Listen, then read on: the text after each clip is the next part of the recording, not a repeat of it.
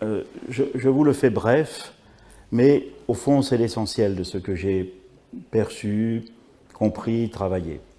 Et ça, on peut en discuter, mais je vous livre mon propre itinéraire, d'autant que, je viens de vous le dire, je ne l'ai pas cherché. La première chose, c'est que la mission de l'Église, au fond, en y réfléchissant bien, c'est d'être au service de la relation de Dieu envers le monde. Je m'appuie sur ce verset de Jean, chapitre 3, verset 16. « Dieu a tant aimé le monde qu'il a donné son propre Fils. » Pour moi, c'est déterminant. Ce n'est pas Dieu a tant aimé l'Église qui s'est arrangé pour ceci ou pour cela. C'est Dieu a tant aimé le monde qu'il a donné son propre Fils. Et c'est une relation d'amour. Et au fond, la mission de l'Église, c'est d'être au service de l'amour dont Dieu aime le monde. Voilà. Et c'est pour ça qu'elle ne cesse d'inventer la façon de traduire pour le monde, à chaque génération, cet amour qui vient de Dieu. Vous comprenez que comprendre ainsi la mission, c'est être amené à, comme toujours d'ailleurs, à un travail de conversion qui est essentiellement un travail de décentrement. Ça veut dire que si elle est au service de la relation entre Dieu et le monde, l'Église n'a pas son centre de gravité en elle-même, ni même d'ailleurs dans une relation privilégiée qu'elle entretiendrait avec Dieu. Son centre de gravité, c'est dans la relation de Dieu avec le monde qu'il se trouve. Et ça la décentre d'elle-même. C'est ce qui explique d'ailleurs dans l'histoire que chaque fois que l'Église s'est trop centrée sur elle-même, trop préoccupée de sa propre survie, trop inquiète de la persistance de ses structures, elle s'est fatiguée. Pas comme à Panis, mais elle s'est fatiguée. Et il faut ce travail de décentrement. Pour moi, ça c'est très important. Et ça dit beaucoup de choses de notre agir missionnaire. Et on peut s'interroger. Voilà, on peut s'interroger. Travailler au service de l'amour dont Dieu aime le monde. Celui qui aime la vérité ne l'aime pas seulement quand elle est très bien énoncée. Il l'aime quand il en perçoit des parcelles, fussent-elles défigurées, dans toute l'humanité. Celui qui aime la vérité l'aime dans ces petites parcelles, dont il est peut-être le seul à voir qu'elles sont là, et même si elles sont défigurées, et même si elles ne sont pas ajustées, mais elles y sont. Elles y sont. Ces semences, ces parcelles de vérité, elles y sont. Et aimer la vérité, c'est pas simplement l'aimer quand elle est bien expliquée, voilà. Non, c'est l'aimer comme ça. Donc ce travail de décentrement, c'est une première façon d'exprimer ce qu'est la mission de l'Église. Je pense qu'elle est très, très, très importante parce que l'obsession de la survie fatigue nos ministères. Et moi, je vois des prêtres qui deviennent tristes, parce que ça, ils n'ont pas fait ce travail-là de décentrement. Réjouis-toi de l'amour dont Dieu aime le monde et invente tous les moyens avec le peuple de Dieu pour traduire cet amour. Un exemple, j'ai inauguré il y a 3 semaines à Marseille une première maison, il y en aura une qui est en cours de préparation dans les Yvelines, ça s'appelle la maison des plus petits.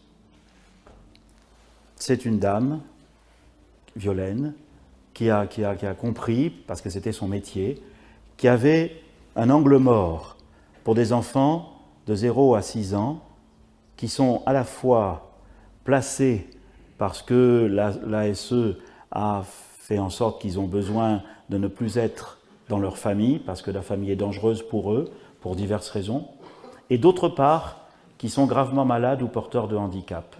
Et pour ceux-là, qui sont dans 2 logiques, il n'y a rien qui est prévu. Ils passent leurs 6 premières années, la plupart du temps, à l'hôpital. Et elle me disait même, qu'on dit aux infirmières de ne pas les prendre dans les bras, de peur qu'ils s'habituent à une tendresse qu'ils n'auront pas. C'est fou. Alors elle a dit, elle a remué ciel et terre pendant 4 ans pour arriver à créer une petite maison. On l'a fait à Marseille, là, donc je l'ai inaugurée il y a 3 semaines. Nous avions cette maison qui est un ancien presbytère et on a fait là 7 chambres. On ne peut pas faire plus. Et ça commence. Vous voyez, ça c'est inventer la façon de traduire l'amour dont Dieu aime le monde. Et il y en a 1000, et vous en avez vous autres plein, et on pourrait les partager. C'est la première chose sur la mission. La deuxième chose, tu veux comprendre ce qu'est la mission de l'Église. 1, elle est un service de la relation de Dieu avec le monde. 2, elle est l'apprentissage d'une coopération. Parce que vivre la mission, c'est coopérer avec l'Esprit Saint. C'est lui le premier responsable de la mission. Et nous le savons d'expérience, nous nous essoufflons chaque fois que nous voudrions souffler à sa place. Donc, laisse l'Esprit Saint, mais apprends à coopérer avec lui.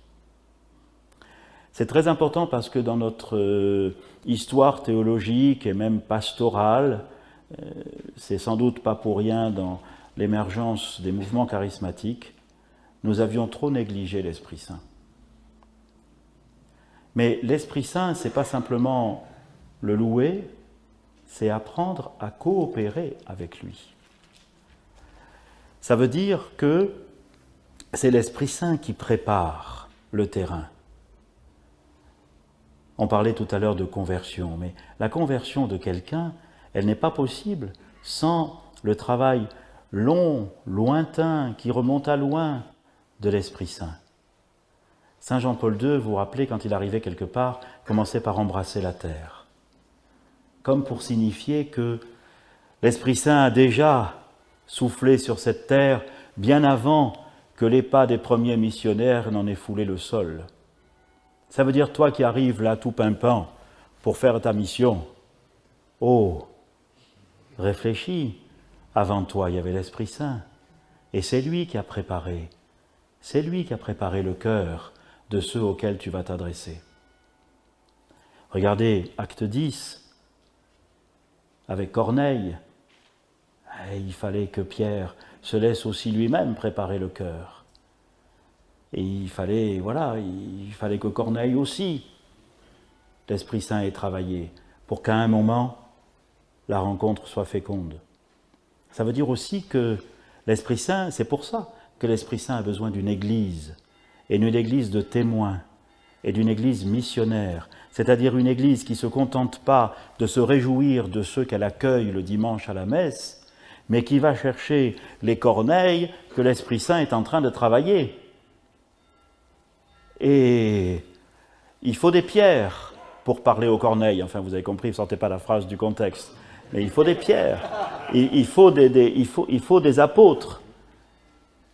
Mais qui coopèrent avec l'Esprit Saint. Et dans notre ministère, il y a quelque chose qui est merveilleux. C'est que nous, le soir en rentrant, bien sûr, nous avons les gens que nous avons vus, que nous connaissons, etc., etc. Mais il y a tous ceux pour lesquels le Seigneur nous attend demain. Et dans notre prière du soir, nous pouvons lui demander que demain, nous ne manquions pas le rendez-vous avec les corneilles de demain. Que ceux que l'Esprit a travaillés, que nous ne manquions pas ce rendez-vous. Ça veut dire, dans ton agenda, garde de l'improviste. Si tout est rempli, comment veux-tu que l'Esprit Saint puisse compter sur toi? Je vous le dis, et je me le dis. Et je me le dis. Surtout maintenant. Mais il faut garder ça.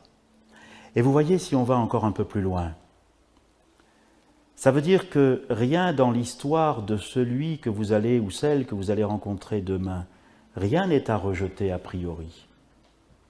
Parce que c'est par là que l'Esprit Saint la rejoint. C'est par sa vie, c'est par sa culture, voire par sa religion. Pour vous en convaincre, relisez Redemptoris Missio, numéro 28, du 7 décembre 1990. Je cite, c'est Jean-Paul II, je cite, « L'Esprit Saint est présent et agissant, non seulement dans les personnes, mais aussi dans l'histoire, dans les sociétés, dans les cultures et dans les religions. » Fin de citation. Toi, ne dis pas « Oh là là, son passé, il vaut rien ». Et non, l'Esprit Saint est allé le chercher là. Même si c'était pour lui faire découvrir le Christ. Mais ne l'entraîne pas à négliger son passé.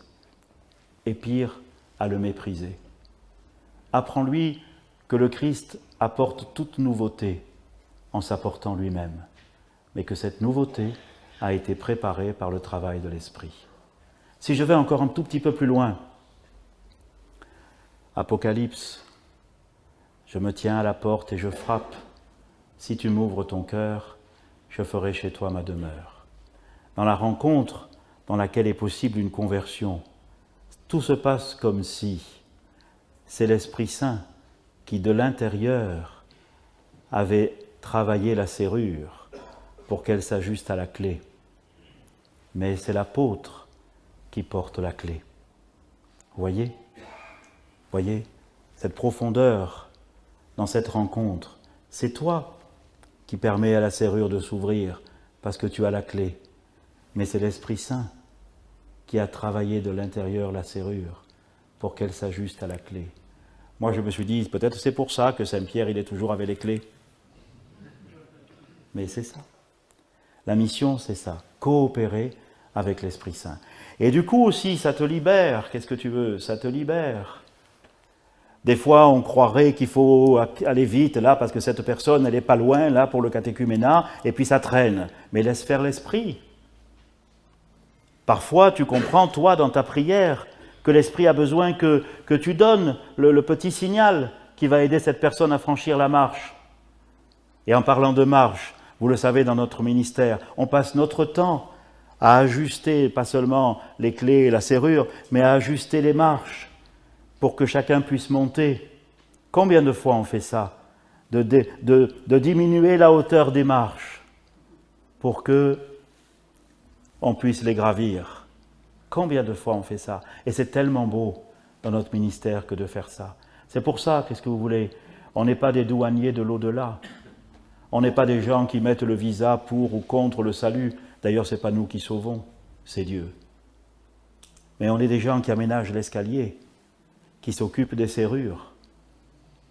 On est des jardiniers qui vont chercher les petites fleurs, pas simplement les beaux parterres des jardins français, mais les petites fleurs des caniveaux, celles qui poussent sans que personne ne y ait mise, mais qu'il faut arroser, parce qu'elle vient du bon Dieu. La mission, c'est le service, un service de l'amour dont Dieu aime le monde, et ça nous décentre. La mission, c'est un apprentissage, l'apprentissage d'une coopération avec l'Esprit Saint. Et ça nous transforme aussi, parce que l'Esprit Saint, un jour, c'est avec toi qu'il a fait ça. L'Esprit Saint, un jour, c'est ta serrure qu'il a adoptée. L'Esprit Saint, un jour, c'est un autre qu'il t'a fait rencontrer pour que tu progresses. L'Esprit Saint, un jour, c'est à un autre ou une autre qu'il a confié d'aménager l'escalier pour que tu puisses monter. Ne regarde pas les autres de haut. Ce que tu fais pour eux en coopérant à l'Esprit, tu reconnais que c'est ce que le Seigneur a fait pour toi, par son Esprit. Et ça aussi, ça nous fait du bien. Nous aussi, nous sommes destinataires de ce que nous voudrions annoncer. Et nous restons destinataires. Il n'y a rien de pire, dans une rencontre pour laquelle on met tout notre cœur parce qu'on sent qu'il y a une conversion qui est à la clé. Il n'y a rien de pire que de ne pas montrer que nous-mêmes sommes encore en travail de conversion.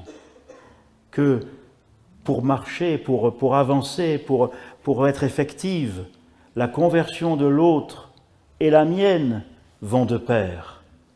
Si vous allez vers l'autre comme quelqu'un qui, lui, n'a pas besoin de se convertir parce que ça fait tellement longtemps qu'il est converti, si vous allez vers l'autre en lui donnant l'évangile comme si pour vous, ça n'était pas encore cet évangile qui était source de conversion, pour vous, alors comment voulez-vous que ça marche? Si vous enlevez ça, c'est de la propagande. Et si c'est de la propagande, ça n'est plus de la mission. Il faut que nous restions bien destinataires, nous-mêmes, de ce que nous avons, non pas la prétention, mais la mission d'annoncer. Donc, un service. 2, l'apprentissage d'une coopération. Et 3, la mission, pour la définir, c'est un accompagnement. Un accompagnement. J'ai été très marqué, ça a été décisif pour moi dans toutes ces années, par un petit texte qui se trouve aux pages 186 et 187 d'un livre de Joseph Ratzinger, publié en 1967, qui s'appelle « Le nouveau peuple de Dieu ». Les 2 derniers chapitres, je vous les recommande, portent sur la mission. Et le passage que je voulais vous donner dit ceci, je cite à peu près parce que je raccourcis.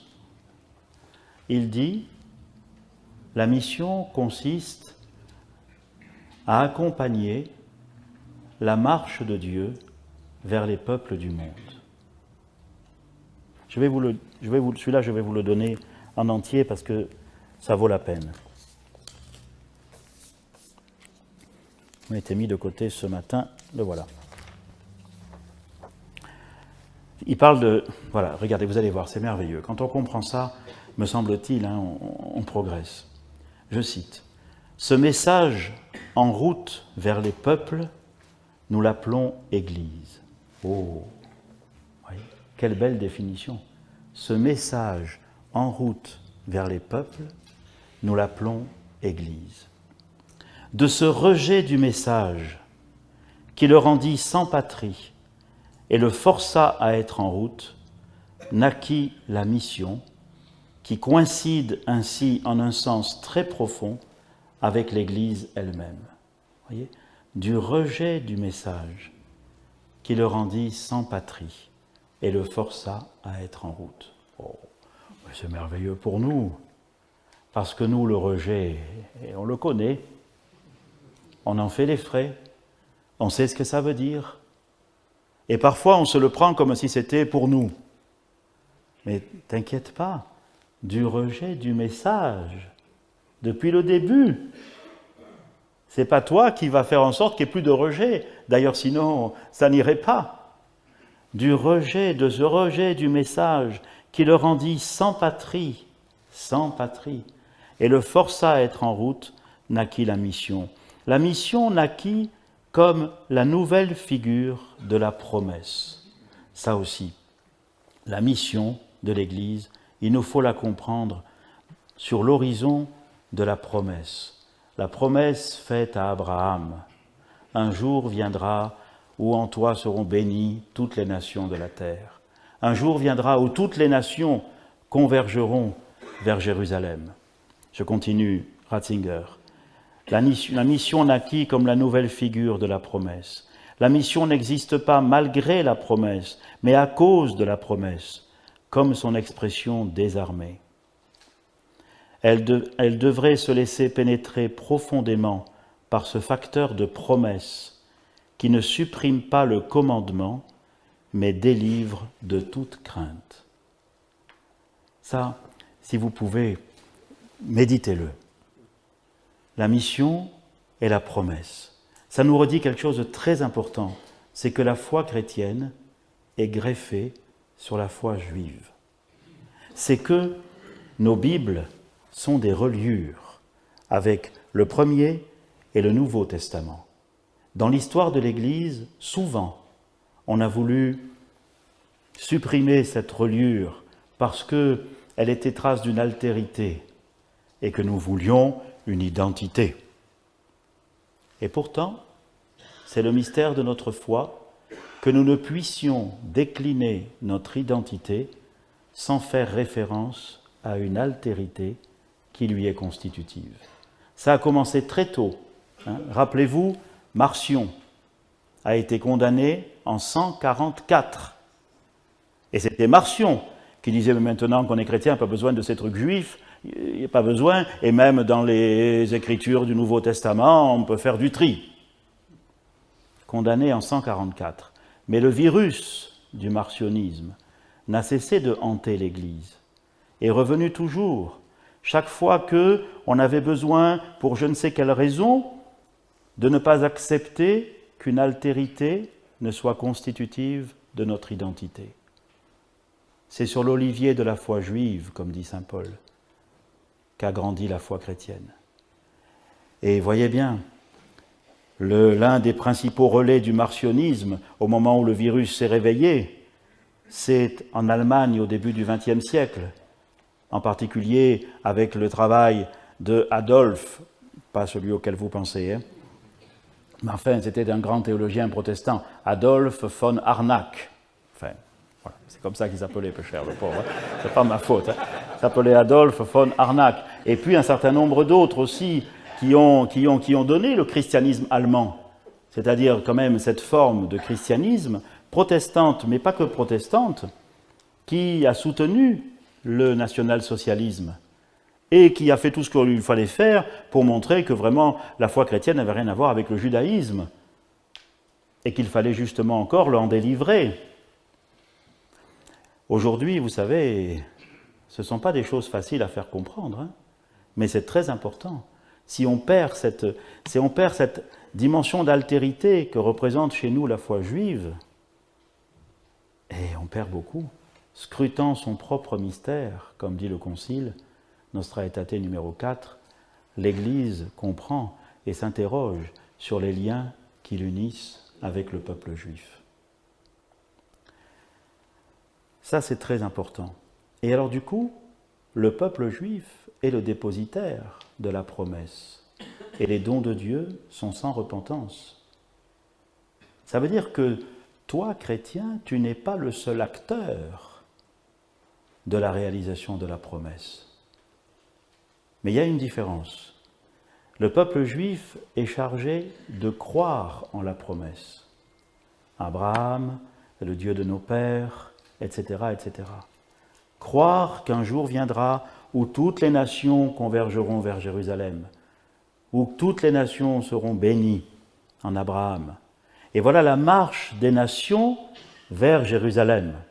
Au peuple juif, il est demandé de croire en la promesse et de vivre dans le concret de sa vie les exigences de cette foi. Voilà pourquoi les 613 préceptes. Et voilà pourquoi nous devons avoir beaucoup de respect dans la contribution du peuple juif à la réalisation de l'œuvre du salut, à cause de la promesse. Mais aux chrétiens, à cette foi en la promesse, est ajouté le commandement de la mission, ce qui n'est pas le cas pour le peuple juif. Allez de toutes les nations, faites des disciples. Mais vous voyez, il faut comprendre le commandement de la mission sur l'horizon de la promesse. Et ce texte de Ratzinger, je vous fais grâce des pages précédentes, mais en espérant quand même vous avoir mis l'eau à la bouche pour aller les lire, vous verrez que, justement, il conjugue la marche des peuples vers Jérusalem, c'est la part des Juifs dans l'œuvre du salut, cette espérance, et l'accompagnement de la marche de Dieu vers les peuples du monde. Voilà la mission de l'Église, qui ne boucle pas tout ce qu'est la mission, mais elle est précise, accompagner la marche de Dieu vers les peuples du monde. Je finis le paragraphe. La marche de Dieu vers les peuples qui s'accomplit dans la mission ne supprime pas la promesse de la marche des peuples vers le salut de Dieu, cette marche étant la grande lumière qui brille à nos yeux en venant de l'Ancien Testament. Elle ne fait que la confirmer. Car le salut du monde se trouve dans la main de Dieu. Il vient de la promesse et non de la loi. À nous, et c'est la dernière phrase du livre, à nous, il nous reste le devoir de nous placer avec humilité au service de la promesse, sans vouloir être plus que des serviteurs inutiles qui ne font rien que ce qu'ils doivent. Voilà, texte merveilleux. Et vous voyez la mission, le service de la relation entre Dieu et le monde, l'apprentissage de la coopération avec l'Esprit Saint et l'accompagnement de la marche de Dieu vers les peuples du monde. J'ajoute encore une chose sur ce dernier point, c'est qu'on pourrait dire, et il me semble qu'on peut l'affirmer, que ce travail d'accompagnement de la marche de Dieu vers les peuples du monde, au fond, permet à l'Église, ou plutôt l'invite, à réaliser sa vocation de catholicité. La mission et la catholicité, ça va ensemble. Vous voyez, catholique, ça ne veut pas dire, c'est pas l'étiquette qui dit qu'on n'est pas protestant ni orthodoxe. C'est beaucoup plus que ça. C'est une des notes ecclésiologiques du credo.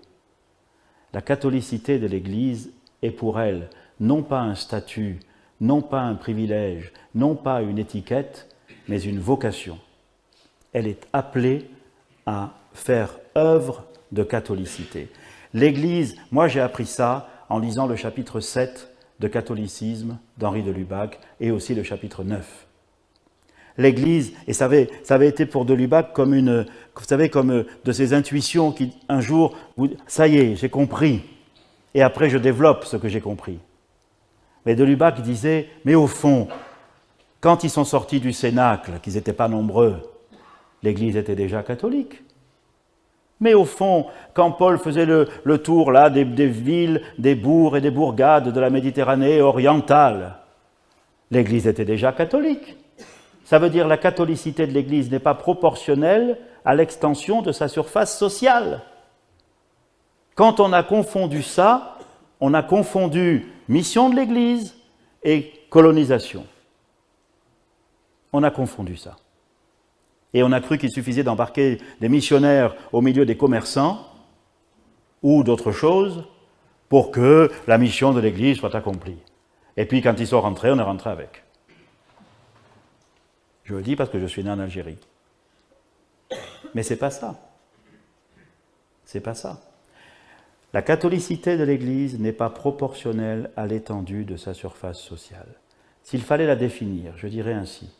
La catholicité de l'Église, plutôt que l'extension de sa surface, c'est plutôt la conscience d'avoir reçu la charge, non pas à cause de ses mérites, mais par pure grâce, d'avoir reçu la charge d'être associé au salut du genre humain tout entier. Voilà. C'est ça sa conscience de catholicité. C'est qu'aucun humain n'est étranger à l'acte du salut. Et c'est pour ça qu'elle peut aller partout, même si elle est sans patrie. Elle s'en fout. Tout est à elle et elle est au Christ. Tout.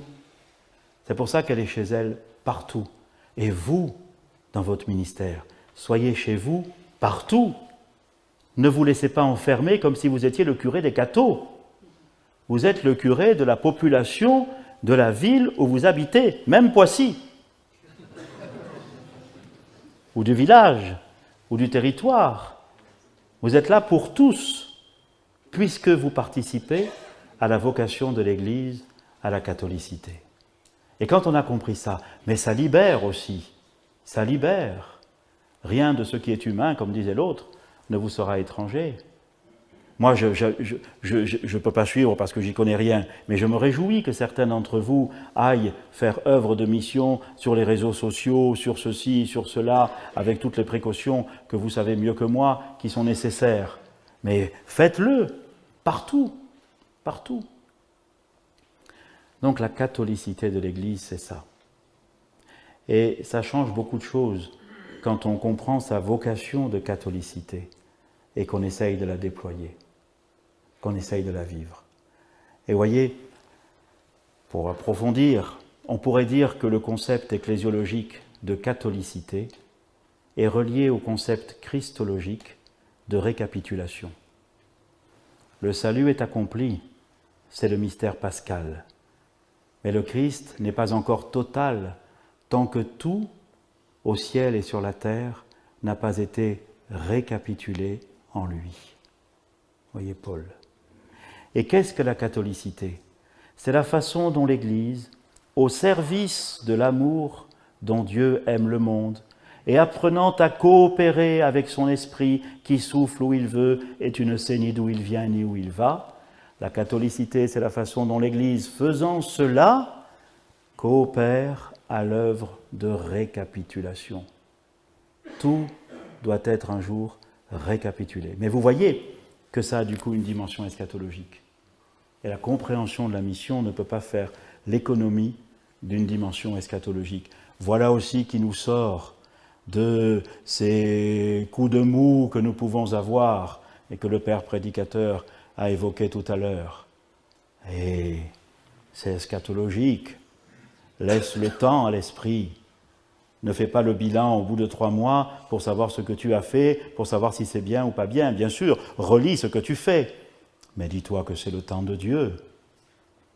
Et que la marche de Dieu vers les peuples du monde, elle a besoin de tes jambes.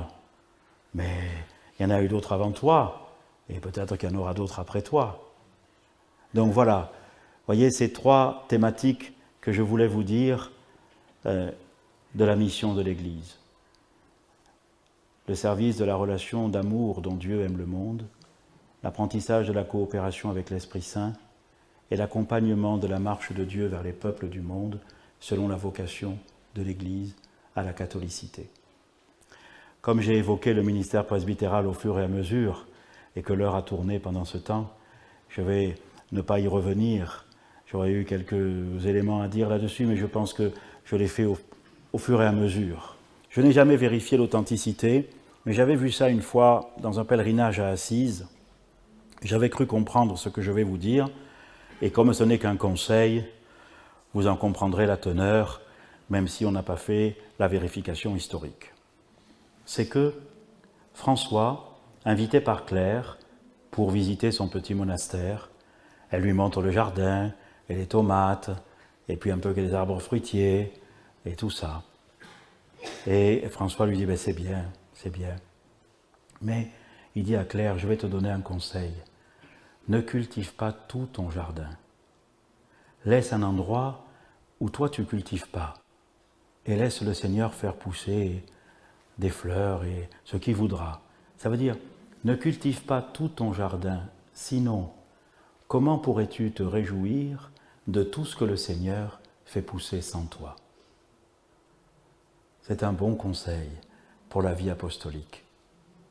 Ne cultive pas tout ton champ, comme si tu voulais en avoir toute la maîtrise, comme si du coup tu te vanteras de ceux qui poussent bien et tu te désoleras de ceux qui poussent mal. Ne cultive pas tout ton champ.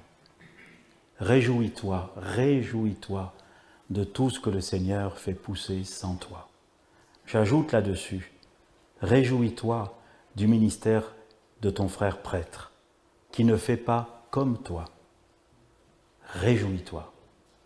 Apprends ça, c'est un décentrement. Et vous serez en communion, non pas parce que vous signeriez les mêmes papiers, les mêmes pétitions, vous serez en communion non pas à cause des idées qui seraient exactement les mêmes, mais comme on l'a fait tout à l'heure, vous apprendrez la communion par les épaules. Par les épaules. Regarde le Christ portant sa croix sur son épaule.